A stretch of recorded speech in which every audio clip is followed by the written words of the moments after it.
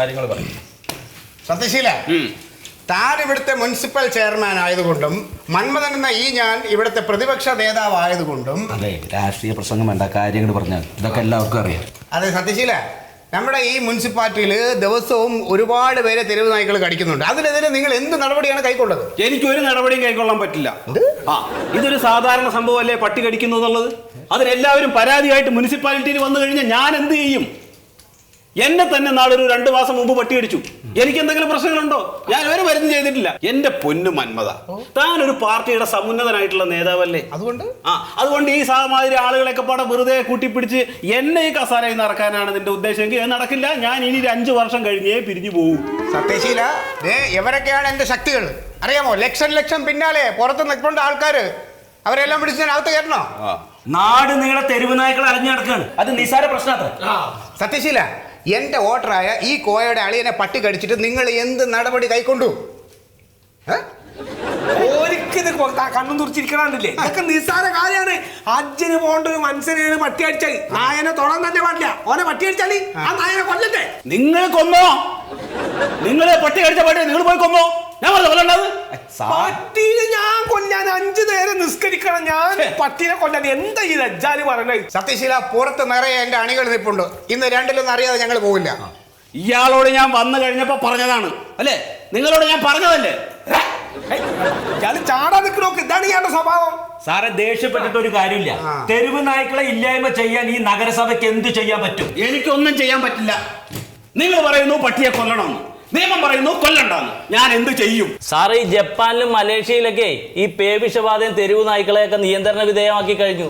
ഉടമസ്ഥരില്ലാതെ അലയുന്ന തെരുവ് നായ്ക്കളെ കണ്ടാലേ അനിമൽ കൺട്രോളിലേക്ക് വിളിച്ചാൽ അവർ വന്ന് കൊണ്ടുപോയിക്കോളും. എന്നിട്ട് അതിന്റെ ഷെൽട്ടറിൽ താമസിപ്പിക്കും. അറിയാവോ? ഇതൊക്കെ ആര് പറഞ്ഞു എന്നോട്? എന്റെ അമ്മാവൻ. തന്റെ അമ്മാവൻ പിന്നെന്തൊക്കെ പറഞ്ഞു? സാറ് ചാടല്ലേ. ഏപ്രിൽ 4-ന് ലോക തെരുവ് നായ ദിനമാണെന്നും അന്ന് പിടിക്കപ്പെടുന്ന നായകളെ അവർ വന്ധ്യംകരണം ചെയ്യുകയും ചെയ്യും. എടോ, അതൊക്കെ ജപ്പാനിലെ കാര്യം. ഇവിടുത്തെ കാര്യം പറ. ഇവിടെ ഞാൻ എന്ത് ചെയ്യണം? നമ്മുടെ നഗരസഭയിൽ അനധികൃതമായി പ്രവർത്തിക്കുന്ന അറവുശാലകളിലെ വേസ്റ്റുകൾ, നമ്മുടെ വീടുകളിൽ ഉപയോഗിക്കുന്ന കോഴി വേസ്റ്റ്, ഇതൊക്കെ നമ്മൾ പൊതുസ്ഥലത്താണ് കൊടുത്ത് നിക്ഷേപിക്കുന്നത്. ഈ മാലിന്യങ്ങൾ തിന്നാണ് തെരുവ് നായ്ക്കൾ വളരുന്നത്. ഈ മാലിന്യം ഒഴിവാക്കിയാൽ തന്നെ തെരുവ് നായ്ക്കളുടെ വളർച്ച കുറയും. ഇത് നിങ്ങൾ തറവുകാരോട് പോയി പറയാം, അല്ലാതെ ചെയർമാൻ എടുത്ത് വന്നിട്ട് അല്ലാതെ പറയാ. ശരി, അപ്പൊ ഈ ഇതും വേസ്റ്റും മാറ്റാൻ പറ്റില്ല. ഞാൻ മാറ്റേണ്ടത് ചൂടാവിടെ എന്താണ്? നിങ്ങൾ സാർ കാര്യമായിട്ട് വളരെ മര്യാദയ്ക്ക് പറഞ്ഞുകൊണ്ടിരിക്കുക. നിങ്ങൾ സാറിനെ ചൂടാക്കിയല്ല. ഞങ്ങളെ ചൂടാക്കണേ. നിങ്ങളൊന്ന് പറഞ്ഞ് മനസ്സിലാക്കി കൊടുത്തു. സാറേ, നമ്മുടെ മുനിസിപ്പാലിറ്റിയിൽ ഒരുപാട് പാവപ്പെട്ട ആൾക്കാരെ പട്ടി കടിച്ചിട്ടുണ്ട്. അവരെല്ലാവരും സർക്കാർ ആശുപത്രിയിൽ ചികിത്സയ്ക്ക് പോയി. അവിടെ മരുന്നും ഇഞ്ചക്ഷനും ഒന്നും ഇല്ലാത്തതുകൊണ്ട് പൈസ ചെലവാക്കിയിട്ട് അവര് പ്രൈവറ്റ് ഹോസ്പിറ്റലിൽ പോയി.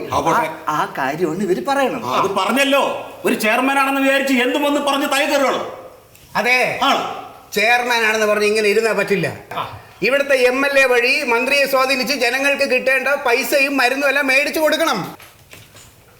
തന്റെ പാർട്ടിയുടെല്ലോടോ MLA, തന്റെ പാർട്ടിയുടെല്ലോടോ മന്ത്രി, തന്റെ പാർട്ടിയുടെല്ലോടോ ഗവൺമെന്റ്.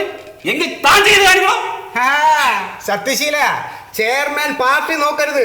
ഈ കസേരയിൽ ഇരുന്ന് ജനങ്ങൾക്ക് എന്തെങ്കിലും ചെയ്യാൻ കഴിയില്ലെങ്കിൽ ഈ കസേര ഇറങ്ങാൻ ഞാൻ ചെയ്ത് കാണിച്ചു തരാം. എനിക്കറിയാം.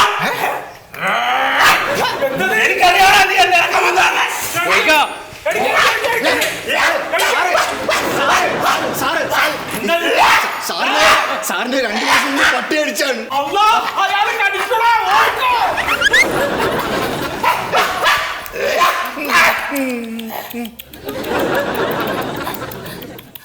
അയ്യോ